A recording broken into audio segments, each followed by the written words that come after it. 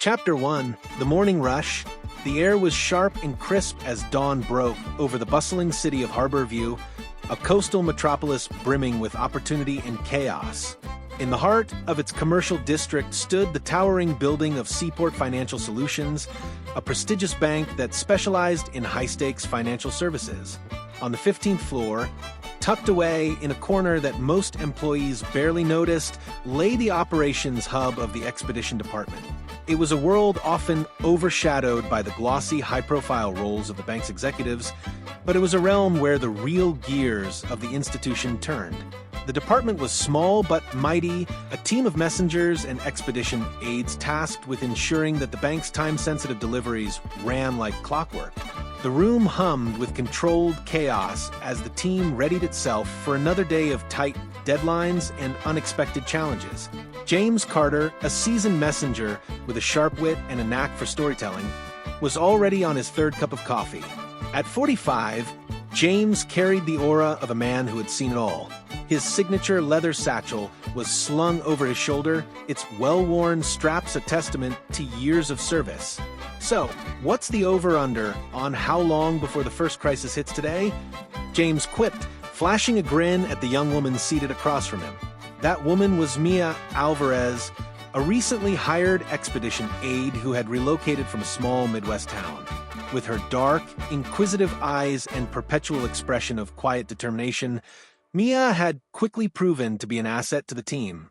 Despite being new, she had a knack for solving logistical puzzles and a talent for staying calm under pressure. "If we're lucky, it'll hold off until after lunch," Mia replied, her voice tinged with dry humor as she reviewed a stack of delivery routes. Over by the filing cabinets, Theo Mitchell was flipping through a folder with the intensity of someone defusing a bomb. In his late 20s, Theo was the department's tech wizard, a role he balanced with an overabundance of nervous energy. He glanced up, his glasses slipping down his nose. "Have any of you seen the ledger for the Eastern Circuit routes?" His voice cut off as he spotted the document sitting directly in front of him. "Never mind," he muttered, flushing. "Relax, Theo," James called out, his tone light. "We've got bigger fish to fry." The bigger fish arrived moments later in the form of their supervisor, Eleanor Ellie Patterson, a no-nonsense woman in her early 50s whose commanding presence filled the room. Ellie was the glue that held the team together, a former field messenger who had worked her way up the ranks. She was known for her razor-sharp instincts and her ability to anticipate problems before they escalated. "We've got a situation," Ellie announced, striding into the room with the determination of someone who thrived on challenges. "A high-priority package for corporate is missing. It was supposed to go out on the morning circuit, but it never made it to the courier." The room fell silent. The package, Ellie explained, contained sensitive documents related to a multi-million-dollar deal the bank was finalizing. It was imperative that the papers reach their destination by noon. James was the first to break the silence. "Any idea where it went off the grid?" Ellie shook her head. "That's what we're going to find out. I've already alerted security to review the camera footage, but I need you all to start digging. Check the logs, contact the couriers, retrace every step." As the team sprang into action, the air was charged with a mix of urgency and determination.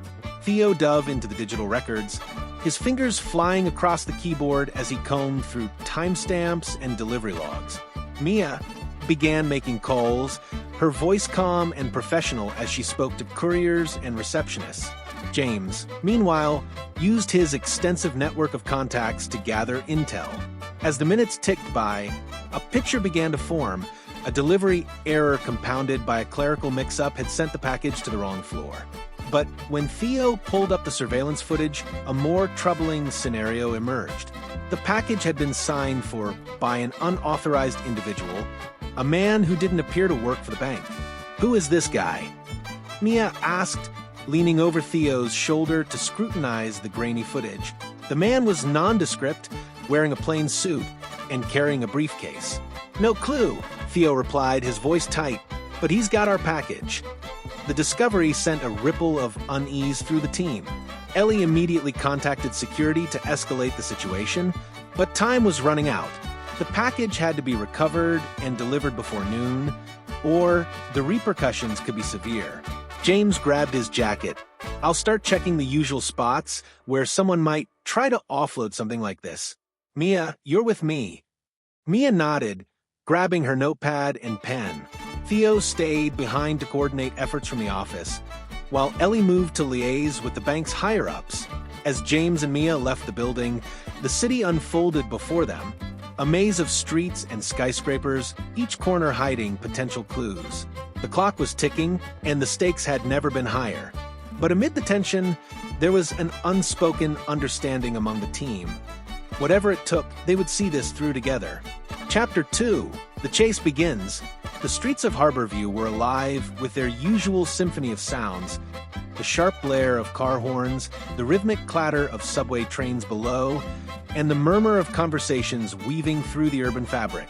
But for James and Mia, the city seemed to move in double time as they navigated the labyrinth of streets, their mission clear: recover the missing package before the clock struck noon.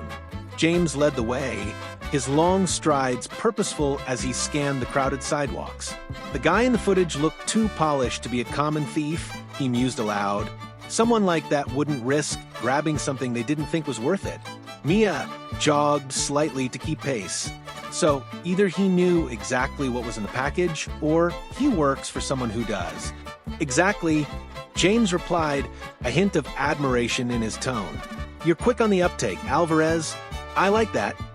Their first stop was a courier cafe, known as The Junction, a popular hangout for messengers, bike couriers, and delivery drivers.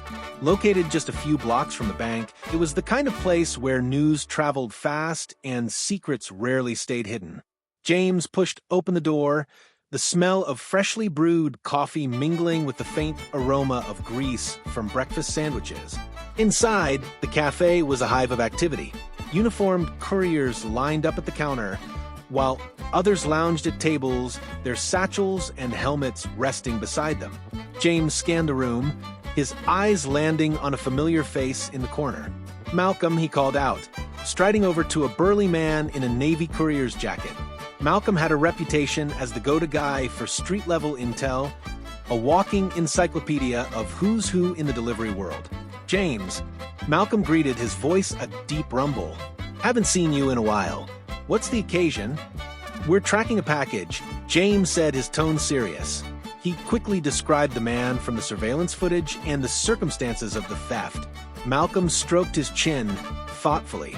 That doesn't ring any immediate bells, but I'll ask around. Could be someone new on the scene or an old player flying under the radar.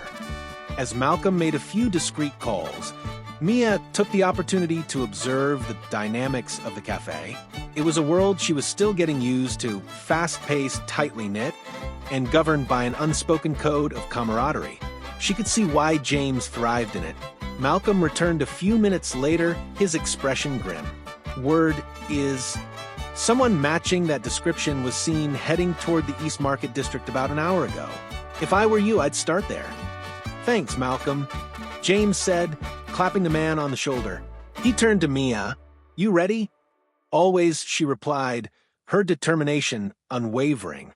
The East Market District was a stark contrast to the sleek, corporate surroundings of the bank. Here, the streets were narrower, the buildings older, and the air filled with the mingling scents of spices, street food, and exhaust. It was a place where anonymity came easy, a perfect hiding spot for someone looking to lay low.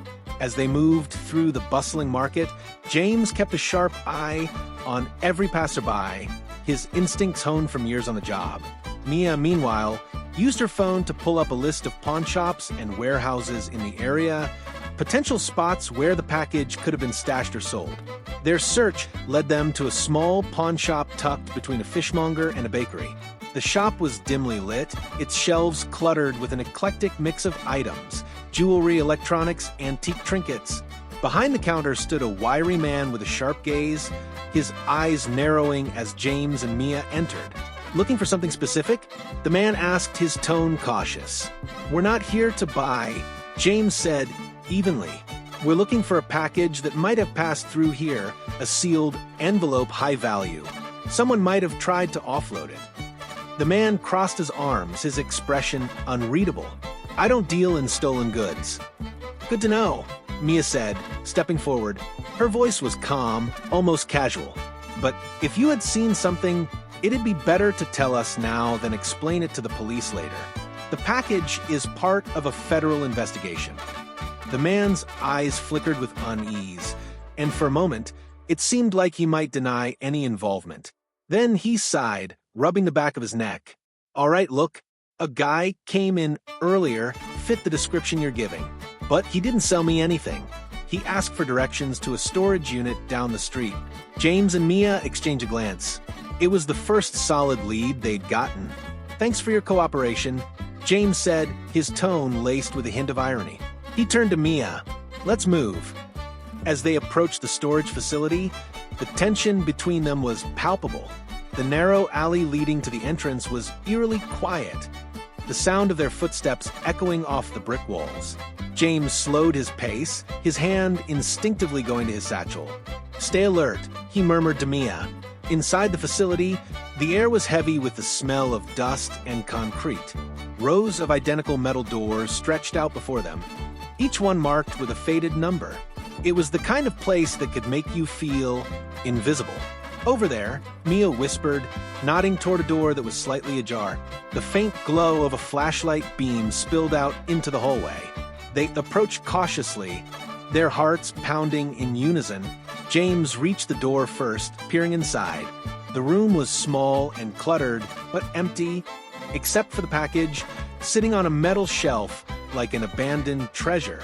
Mia exhaled in relief, but James held up a hand, his eyes narrowing. It's too easy, he muttered. Before they could react, the sound of footsteps echoed down the hallway. A shadowy figure appeared at the end of the corridor, and James immediately recognized him as the man from the footage. Stay behind me, James said to Mia, his voice low. He stepped into the hallway, his posture tense but confident. The man froze for a moment, then turned and bolted.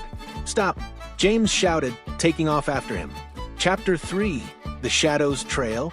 James' boots thundered against the concrete floor as he chased the shadowy figure through the narrow hallway of the storage facility.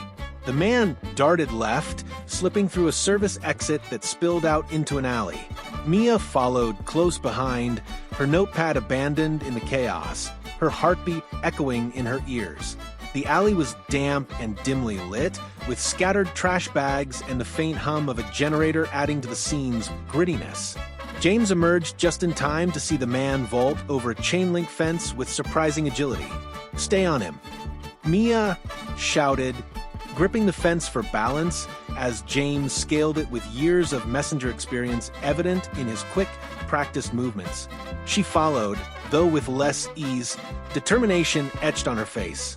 The chase spilled into a crowded market street, a kaleidoscope of noise and movement. Vendors called out their wares while shoppers navigated the tightly packed stalls. The man, dressed in his nondescript suit, blended in as best he could, weaving through the throng like a shadow. There, James pointed, spotting their target near a fruit stand. The man glanced over his shoulder, his face briefly illuminated by the flickering neon sign of a nearby cafe. His expression was tense, his movements quick but calculated. Mia and James pushed through the crowd, apologies tumbling from their lips as they bumped into bewildered shoppers. The man ducked into an old, boarded-up building at the end of the street. The worn sign above the door read Monarch Storage, authorized personnel only. James hesitated for a split second, catching his breath. This guy knows the city too well, he muttered. We need to be careful. If he's willing to steal from a bank, he might be more dangerous than he looks. Mia nodded, her eyes scanning their surroundings. No time to second guess. Let's go. The inside of the building was dark, the air thick with dust and the faint smell of mildew. Wooden crates and rusted metal shelves lined the walls, casting long, eerie shadows. The only sound was the creak of their footsteps and the occasional drip of water from a leaky pipe. James gestured for Mia to stay close. He crouched low, moving silently as he scanned the area for any sign of their quarry. A faint, shuffling noise came from the far end of the room. James pointed toward the source, and Mia nodded in understanding. They approached cautiously, their footsteps barely audible against the concrete floor. Suddenly, a figure sprang out from behind a stack of crates. It was the man, his face now visible in the dim light. He was younger than they had anticipated, with sharp features and an intensity in his eyes that suggested desperation rather than malice. "Stay back," the man warned, pulling a small object from his pocket. It wasn't a weapon, but rather a flash drive, which he clutched tightly. James raised his hands in a placating gesture. "We're not here to hurt you," he said, his voice calm but firm. "We just want the package. Hand it over, and this can end peacefully." The man shook his head, his grip on the flash drive tightening. "You don't understand. They'll come after me if I get it to you." "Who?" Mia asked, stepping forward despite James' subtle attempt to hold her back. Her voice was steady, her gaze unwavering. "Who are they, and why did you take the package?" The man hesitated, his eyes darting between James and Mia. For a moment, it seemed like he might bolt again, but then his shoulders sagged as if the weight of his situation had finally caught up with him. "They call themselves the Network," he said, his voice barely above a whisper. "They paid me to intercept the package. I don't know what's in it, but they said it was critical." James exchanged a quick glance with Mia. The Network wasn't a name he recognized, but the implications were clear. This was bigger than a simple theft. "Look," James said, keeping his tone measured, "you've got two choices. You can keep running and hope the Network doesn't catch up to you, or you can help us get that package back to where it belongs. We'll make sure you're safe." The man's eyes flickered with uncertainty. He glanced down at the flash drive, then back at James and Mia. "I don't trust you," he admitted, "but I don't trust them either." "Good enough," Mia said, stepping forward. "Let's start with the package. Where is it?" The man hesitated for a moment longer before reaching into his jacket and pulling out the envelope. He handed it to Mia, who inspected it carefully. "Sealed and intact," she confirmed, relief evident in her voice.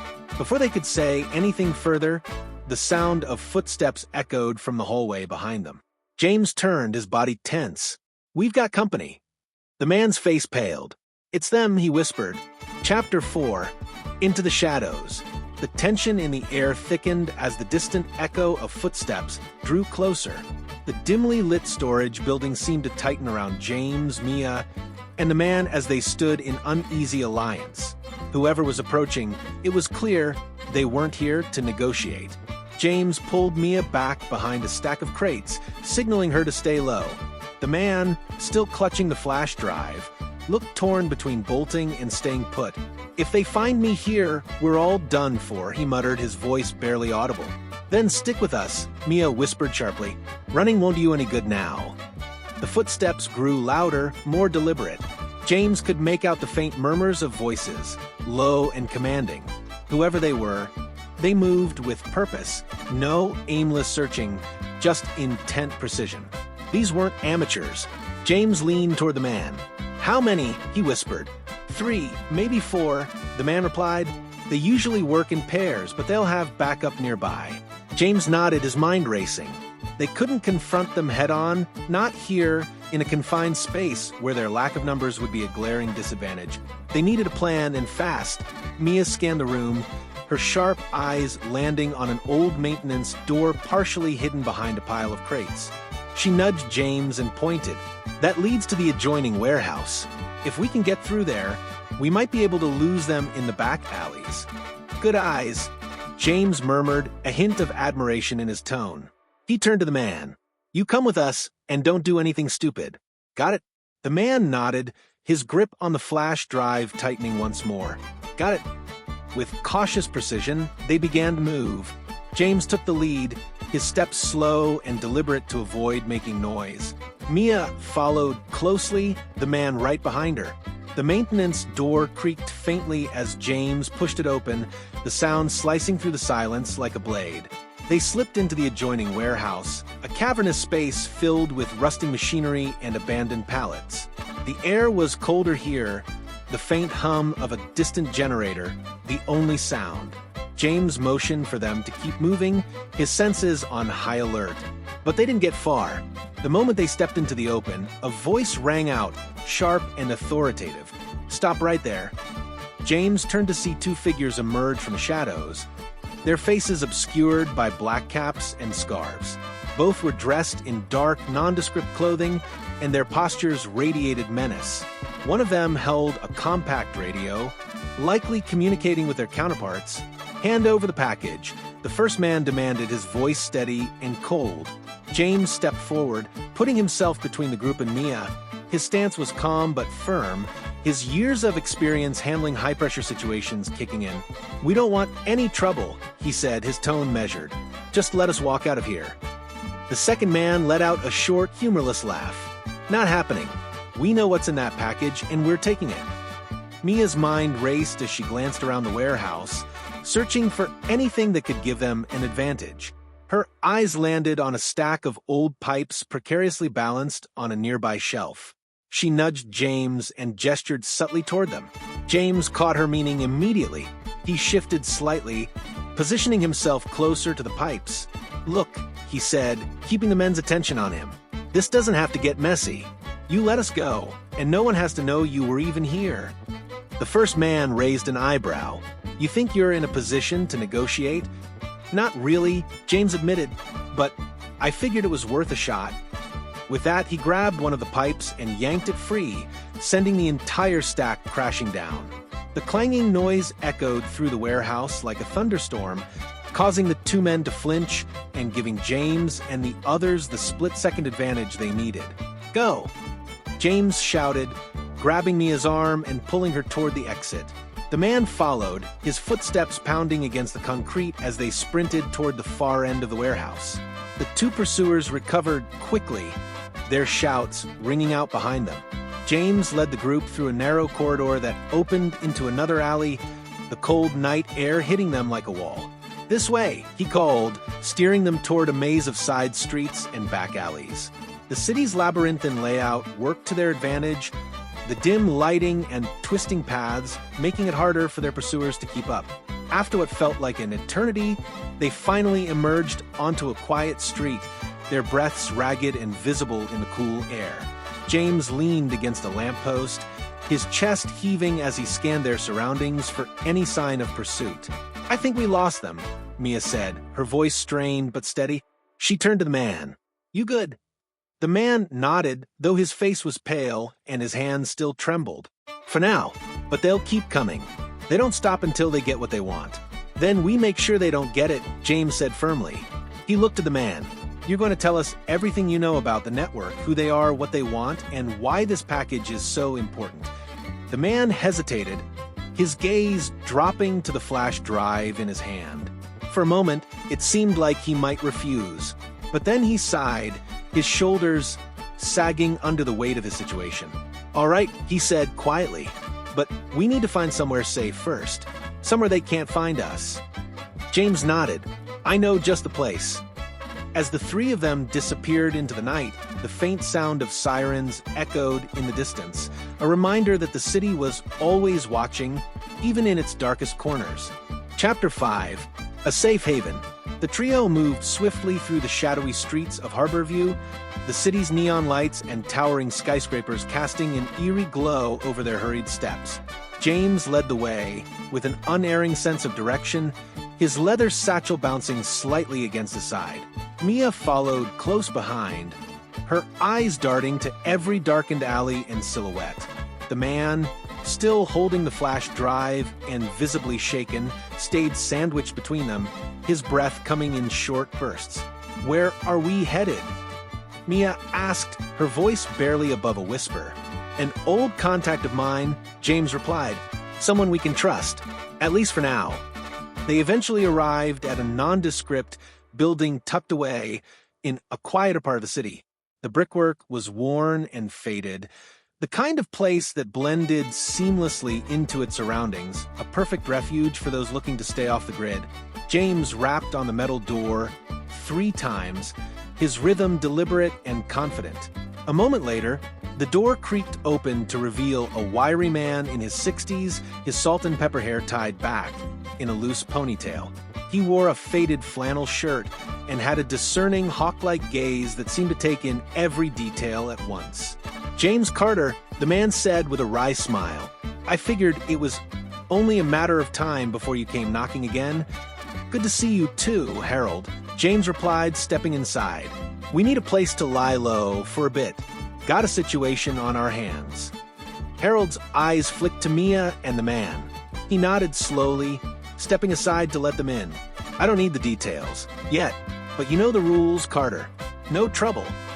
Wouldn't dream of it, James said, the faintest hint of a smile playing at the corners of his mouth. The interior of Harold's safe house was surprisingly well kept, with mismatched furniture and stacks of books giving the space a lived-in feel. A small kitchenette sat in one corner, and a map-covered desk occupied the other. Despite the clutter, the room exuded a sense of quiet security. Mia sank onto a worn-out couch, finally allowing herself a moment to breathe. The man, however, remained standing, his body taut with tension. Sit down, James said to him. You're not doing yourself any favors pacing like that. Reluctantly, the man dropped into a chair. Harold, now leaning against the counter with a mug of tea in hand, watched the group with quiet curiosity. So, what's the story? James glanced at the man, who hesitated before nodding slightly. Taking that as permission, James launched into an abridged version of their ordeal, leaving out the more sensitive details. Harold listened intently, his expression unreadable. When James finished, Harold let out a low whistle. You sure know how to pick your battles, he said. This network you mentioned, it's no small-time operation. I've heard whispers about them over the years. They're not just after money, they play the long game. Influence, leverage, power. The man shifted uncomfortably in his seat. Then why did they come to me? I'm just a middleman. I don't even know what's on the drive.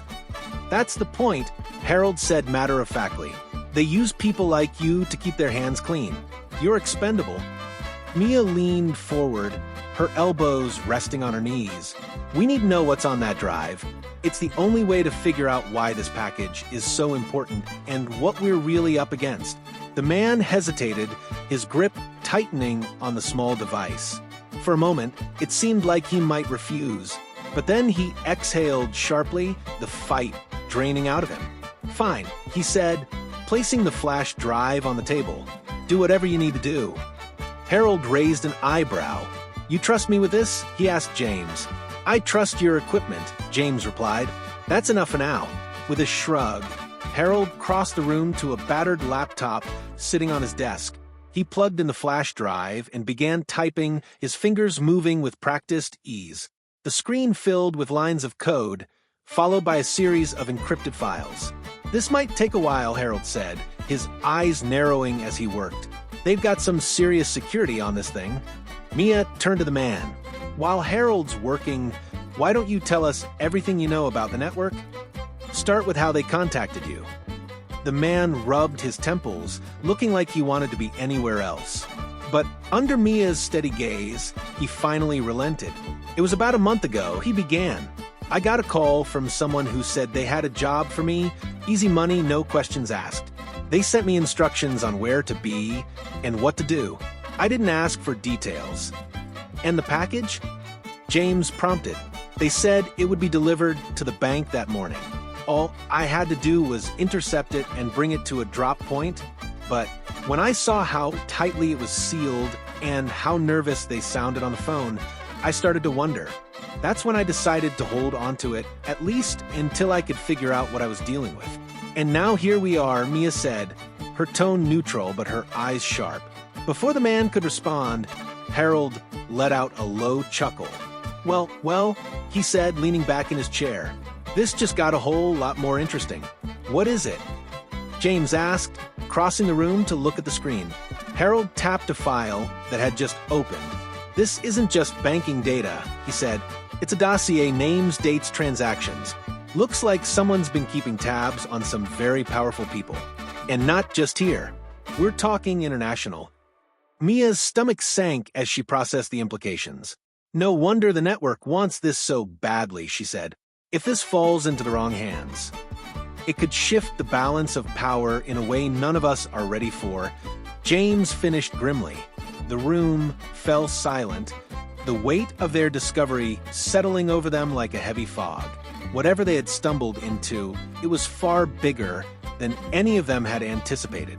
"We need a plan," James said, finally, his voice steady despite the gravity of the situation.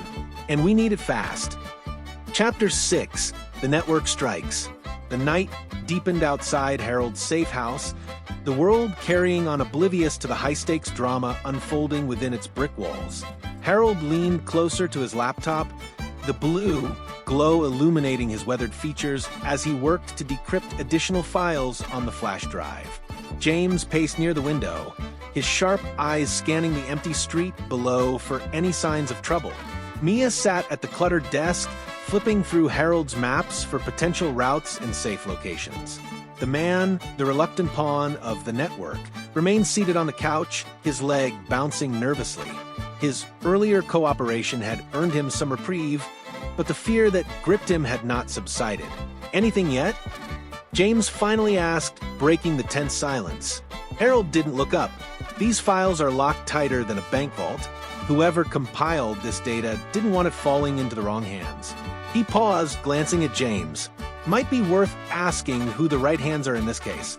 Before James could respond, the faint buzz of a phone vibrating broke the silence. The man scrambled to pull a burner phone from his jacket pocket. His face turned pale as he looked at the screen. "It's them," he whispered, holding up the phone. The caller ID displayed a single word. "Unknown." "Don't answer it," Mia said quickly, rising to her feet. "They'll know I'm here if I don't," the man replied, his voice trembling. James stepped forward, taking the phone from him. "Let me handle this." He pressed the answer button, but didn't speak. "Did you really think you could run from us?" a cold, mechanical voice asked. It was distorted, designed to mask the speaker's identity. "You've made a grave mistake." James remained silent, listening intently. The voice continued. "We know where you are, and we're coming to collect what's ours." The line went dead. James lowered the phone, his jaw tightening. "They're coming," he said grimly. "We need to move. Now." Harold stood, his expression serious. "You won't make it far on foot. I've got a car out back. It's not fast, but it'll get you out of here unnoticed." Mia was already packing up the maps and gathering their belongings. "What about the flash drive?" she asked. Harold ejected it from his laptop and handed it to James. "You'll need this, but be careful. The kind of people who want this data won't think twice about doing whatever it takes to get it." As they prepared to leave, James turned to Harold. "Come with us. They'll come after you, too, now that you've helped us." Harold shook his head. "I've been in this game long enough to know how to disappear. You just focus on staying alive." With no time to argue, James nodded. "Thank you, Harold, for everything." The group slipped out the back door into the cold night air. Harold's car, a beat-up sedan that blended perfectly with the city's backdrop, was parked in a shadowy alley.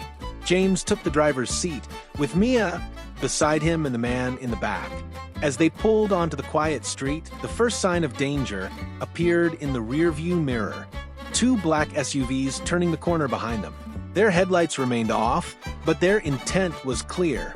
"Hold on," James said, gripping the wheel tighter as he pressed down on the accelerator. The sedan wasn't built for speed, but James's experience navigating Harborview's winding streets gave him an edge. The SUVs gained ground quickly, their engines roaring like predators closing in on their prey. Mia glanced back, her expression grim. "They're not backing off." James made a sharp turn onto a narrow side street, the sedan's tires screeching in protest. The SUVs followed, their size making the tight maneuver more difficult. It bought them a few precious seconds, but the chase was far from over. "Harold's car has a GPS tracker, doesn't it?" the man asked from the back seat, panic creeping into his voice. "Most likely," James replied, "but unless you've got a better idea." "Turn left up ahead," Mia interrupted, her finger pointing to a small, barely visible alley. James complied without hesitation, the sedan squeezing through the narrow passage just as the SUVs approached. The larger vehicles hesitated, unsure whether to follow. It was enough. James emerged onto a parallel street and accelerated, putting more distance between them and their pursuers. For the moment, they were safe, but the respite was brief. As they navigated toward a quieter part of town, Mia's phone buzzed with a notification. She opened the encrypted messaging app Harold had installed earlier and read the message aloud. "Your move, Carter, but don't think for a second that you're out of reach." Chapter 7, The Final Countdown. The city stretched out before them like a maze of shadows and light, but James had no time to admire the view. The sedan crept through the quieter backstreets of Harborview, each turn and pause calculated to stay ahead of the network operatives. The flash drive in his pocket felt like it weighed a ton. Mia kept her eyes on her phone, monitoring the encrypted app Harold had installed.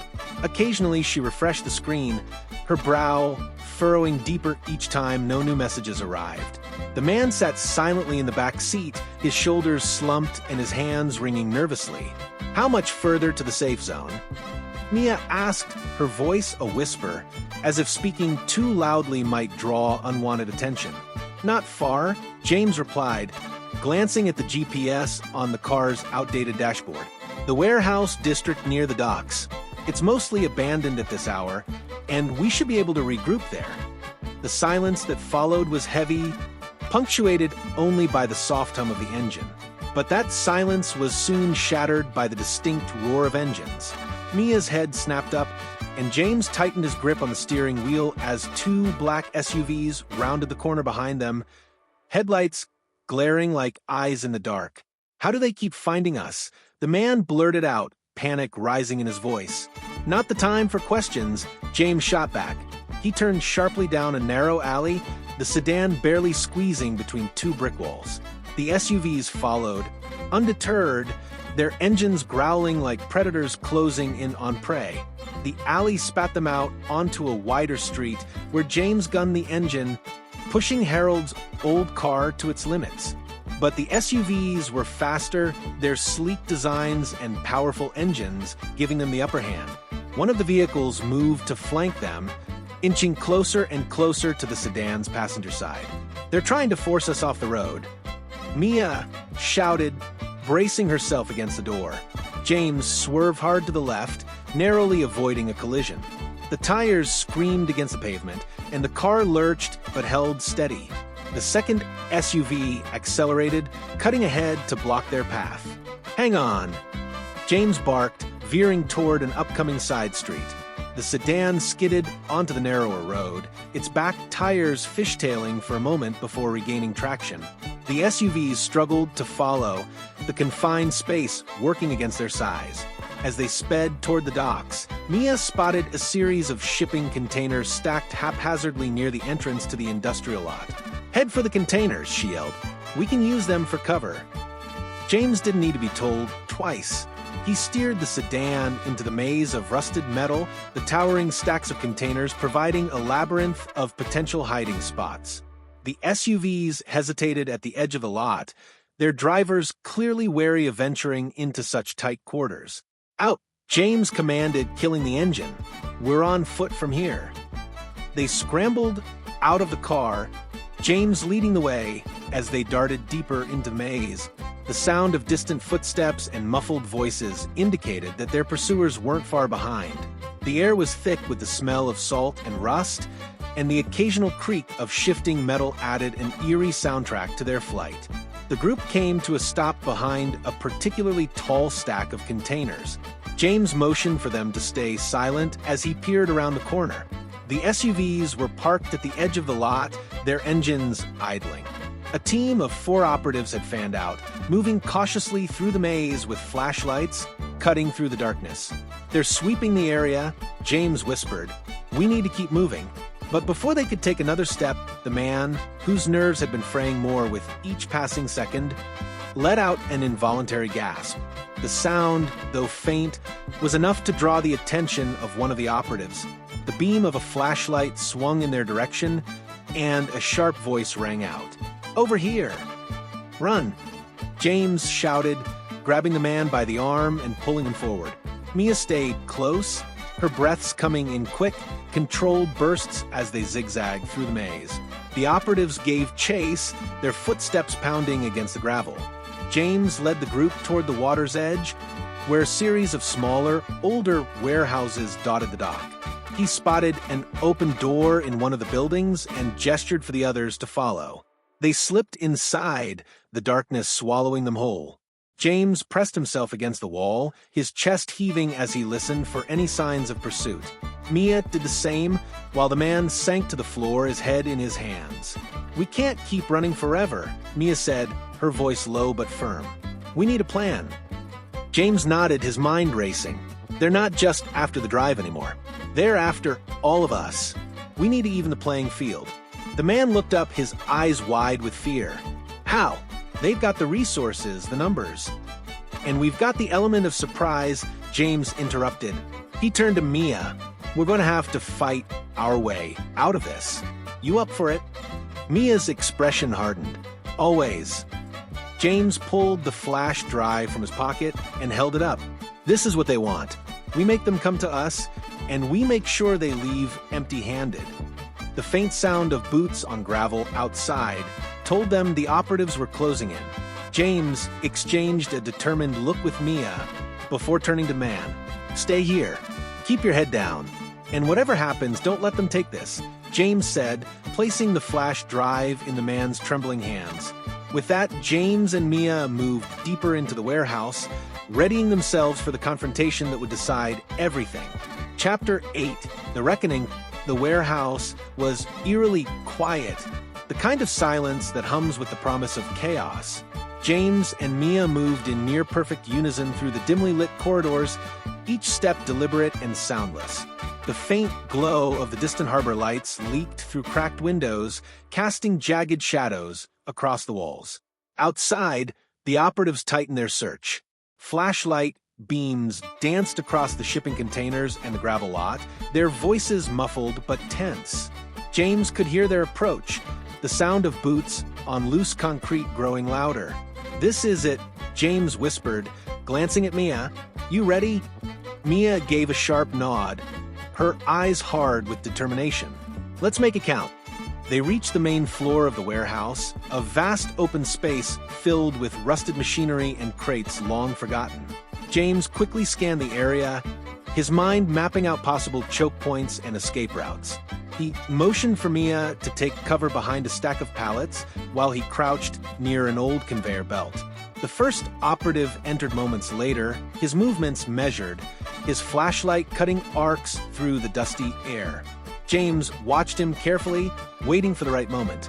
As the second and third operatives followed, the tension in the room mounted.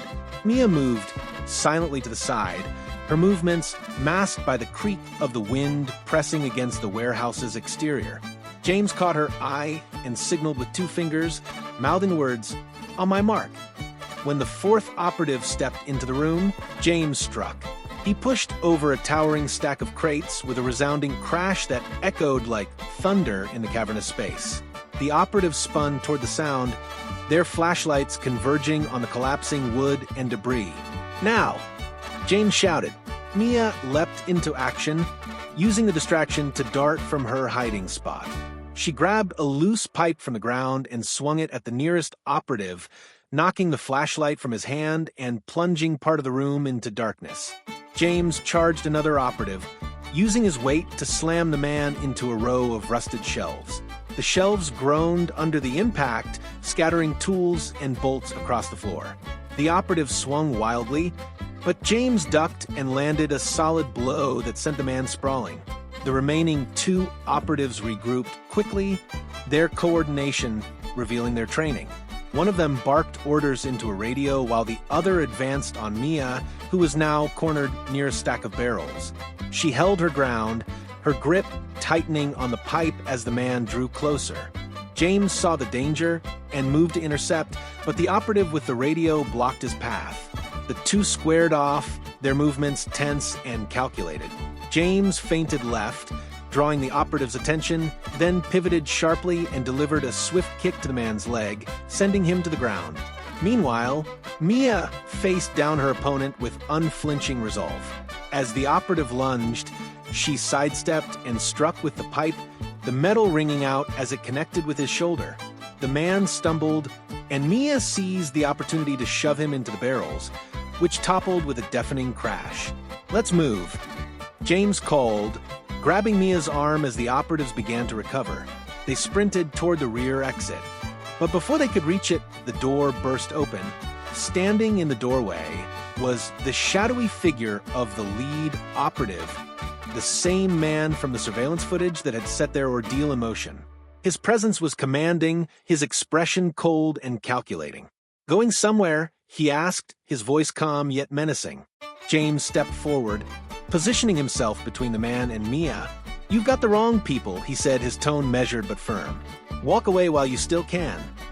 The man smirked, pulling a weapon from his side, a compact taser that buzzed ominously in the silence. "I don't think so. Hand over the drive." James's mind raced. He knew they couldn't take the man head-on, not without risking everything. But then Mia's hand slipped into her pocket, her fingers brushing against something small and cold. Harold's backup drive. She caught James's eye and gave the faintest nod. Understanding dawned instantly. James smirked, his voice dripping with confidence. "You want the drive? Fine. Take it." He reached into his pocket and pulled out the original drive, tossing it across the floor. The man's eyes darted to the glinting object as it slid to a stop near his feet. He bent to pick it up, his focus momentarily diverted. "Now!" James shouted. Mia hurled a barrel toward the man, forcing him to stumble back as she and James bolted for the exit.